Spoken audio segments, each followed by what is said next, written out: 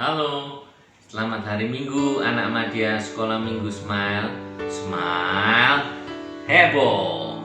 Kembali lagi bersama Lose Detik.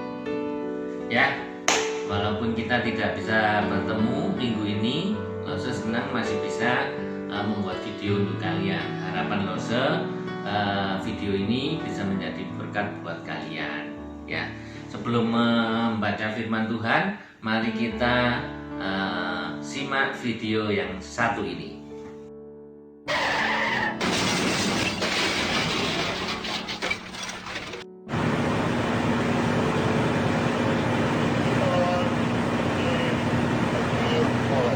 Nah, adik-adik, kalau menyimak video tadi ya, Lose sangat ngeri ya. Ada orang-orang itu yang ngebut sampai sebegitunya, ya. Nah, kira-kira menurut kalian orang ngebut seperti itu berdosa apa enggak sih? Gimana? Ya berdosa dong ya. Kenapa berdosa? Karena pertama mencelakai diri sendiri. Mencelakai diri sendiri aja enggak apa-apa loh mencelakai diri sendiri itu sudah dosa, apalagi kalau ngebut seperti itu bisa mencelakakan orang lain. Nah, suatu saat misalnya dia menabrak orang sampai orang itu patah tulang misalnya ya, kakinya misalnya, lo kasih contoh. Nah, kakinya patah tulang. Katakan orangnya kaya ya, yang nabrak, mampu membayar ya biaya rumah sakit, dipen dan segalanya ya. Akhirnya lo mau nanya, apakah kakinya itu bisa sembuh seperti semula? Tentu nggak bisa ya. Walaupun nanti bisa jalan lagi, pasti sudah cacat, sudah berbeda. Nah, ini adik-adik yang ingin Lose sampaikan ya, bahwa manusia itu yang berbuat dosa tidak bisa menebus kesalahannya. Walaupun dibayar dengan uang berapa, tidak bisa kembali seperti semula ya. Kalau tadi bayar biaya rumah sakit ya, itu semua adalah konsekuensi dari dosanya, tapi tidak menghapus dosanya. Ingat ya, tidak menghapus dosanya ya. Yang bisa menebus dosa kita hanyalah Tuhan Yesus ya, Tuhan Yesus saja ya. Nah, karena itu perlu Tuhan itu datang ke dunia untuk menebus dosa kita ya. Mari kita baca Alkitab kita dari Galatia 2 ayat 16. Galatia 2 ayat 16. Kamu tahu bahwa tidak seorang pun yang dibenarkan oleh karena melakukan hukum Taurat, tetapi hanya oleh karena iman dalam Kristus Yesus. Sebab itu kami pun telah percaya kepada Kristus Yesus supaya kami dibenarkan oleh karena iman dalam Kristus dan bukan oleh karena melakukan hukum Taurat. Sebab tidak ada seorang pun yang dibenarkan oleh karena melakukan hukum Taurat. Jadi sudah jelas ya adik-adik, bahwa apapun yang dilakukan manusia tidak bisa membenarkan dirinya, tidak bisa membuat dia lepas dari dosa ya, tidak bisa menebus mereka dari dosa. Jadi manusia tetap perlu Tuhan Yesus, walaupun dia bisa melakukan semua hukum Taurat, tetap ya butuh Tuhan. Selanjutnya kita baca Galatia 3 ayat 24 sampai 25. Jadi hukum Taurat adalah penuntun bagi kita sampai Kristus datang, supaya kita dibenarkan karena iman. Sekarang iman itu telah datang, karena itu kita tidak berada lagi di bawah pengawasan penuntun. Jadi hukum Taurat merupakan tuntunan bagi orang yang hidup sebelum ada Mesias ya, sebelum ada Roh Kudus bagi orang-orang percaya, supaya orang-orang percaya di zaman itu dalam iman dan pengharapan mereka tahu bagaimana harus hidup dengan baik supaya mereka tidak jatuh ke dalam dosa. Nah, adik-adik, sekalipun ya kalau ada ajaran-ajaran yang berbicara bahwa menambahkan bahwa orang harus melakukan hukum Taurat supaya bisa masuk surga, atau harus melakukan hukum Taurat saja supaya bisa tidak binasa, mendapat keselamatan. Itu sama sekali tidak benar ya. Itu dalam surat Paulus di Galatia ini sudah menjelaskan bahwa itu tidak benar ya. Dimana secara logika saja ya, apakah mungkin ada orang yang bisa melakukan hukum Taurat dengan sempurna? Kalau saya rasa nggak ada. Jadi nggak mungkin bisa selamat akhirnya semua manusia. Ya, manusia tidak bisa ada yang selamat.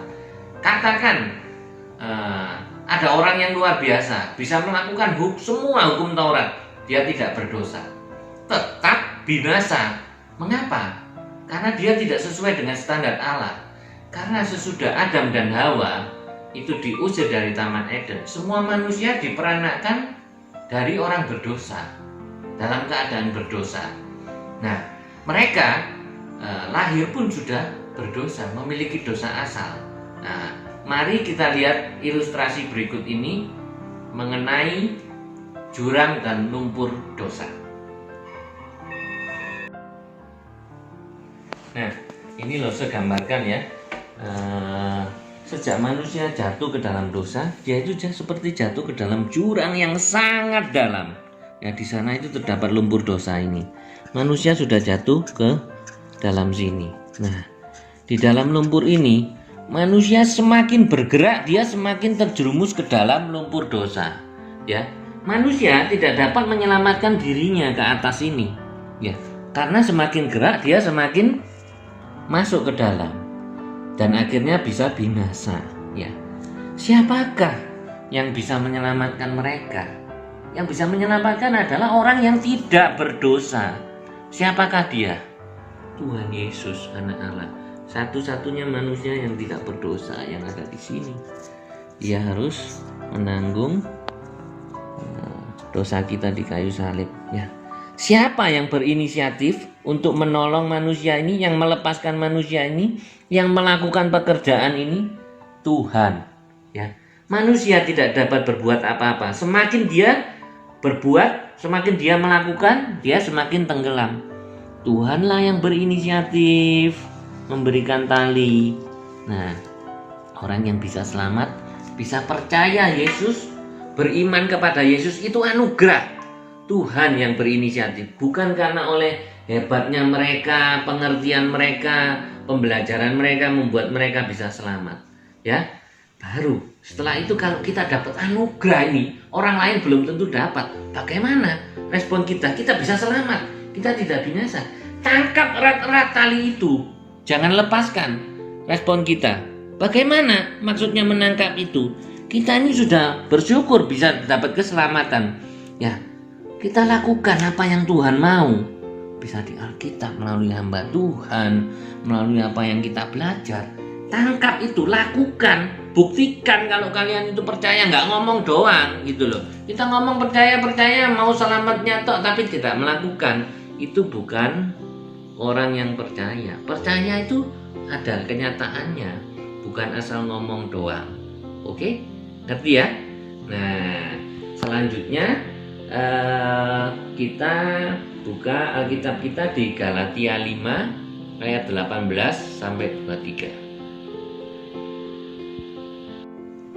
Akan tetapi, jikalau kamu memberi dirimu dipimpin oleh Roh, maka kamu tidak hidup di bawah hukum Taurat. Perbuatan daging telah nyata, yaitu percabulan, kecemaran, hawa nafsu, penyembahan berhala, sihir, perseteruan, perselisihan, iri hati, amarah, kepentingan diri sendiri, pencideraan roh, pemecah, kedengkian, kemabukan, pesta pora, dan sebagainya. Terhadap semuanya itu kuperingatkan kamu seperti yang telah kubuat dahulu, bahwa barang siapa melakukan hal-hal yang demikian, ia tidak akan mendapat bagian dalam kerajaan Allah. Tetapi buah roh ialah kasih, sukacita, damai sejahtera, kesabaran, kemurahan, kebaikan, kesetiaan, kelemah lembutan, penguasaan diri. Tidak ada hukum yang menentang hal-hal itu. Ya adik-adik, kita tahu bahwa Tuhanlah yang berinisiatif. Hanya Tuhan yang bisa menyelamatkan kita. Apapun yang kita bisa lakukan tidak akan menyelamatkan kita. Karena itu kalau kita mendapatkan anugerah Tuhan, tangkap segera, ya. Bagaimana menangkapnya? Lakukan apa yang Tuhan mau. Jauhi tadi, misalnya pencabulan, itu seperti pornografi, ya. Nggak usah lihat yang pornografi. Juga terus misalnya iri hati, ya. Terus berbohong, ya toh. Terus mengutamakan diri sendiri, egois seperti itu, ya. Terus menyembah berhala.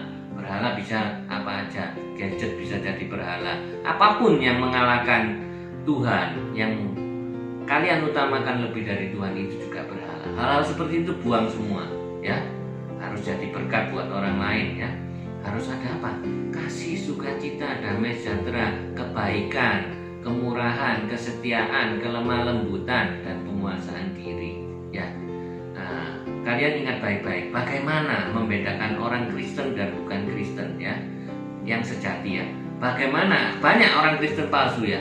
Bagaimana membedakan lalang dan gandum dari buahnya, adik-adik, ya. Kalau kalian datang orang lain senang, kalau kalian datang orang lain dibantu, kalau orang lain itu ada kalian masalahnya teratasi, kalian bantu. Nah, itu berarti benar-benar kalian menjadi berkat buat orang lain. Itulah orang Kristen yang sejati. Tapi hati-hati adik-adik, ya. Banyak juga orang itu yang kelihatannya berbuah, lalangnya tadi berbuah, tapi buahnya kosong, ya. Itu seperti orang Farisi, ya. Dia itu melakukan kebaikan, ya, seperti menolong orang, memberikan persembahan, rajin beribadah, tapi kosong. Motifnya apa? Motifnya menonjolkan dirinya sendiri, ya. Jadi motifnya bukan untuk Tuhan dimuliakan, tapi untuk diri sendiri. Jadi buahnya ini buahnya palsu, kosong, busuk, ya. Tapi loh, saya percaya di sini semua berbuah roh yang asli, ya. Loh, saya percaya kita semua menyambut keselamatan yang diberikan Tuhan, yang dianugerahkan Tuhan, dengan menangkapnya dengan erat dan kita lakukan bersama. Orang Kristen bukan berarti tidak bisa berdosa, tetapi orang Kristen tidak hidup menikmati lumpur dosa itu. Berdosa, jatuh, minta ampun, berubah. Tuhan memberkati.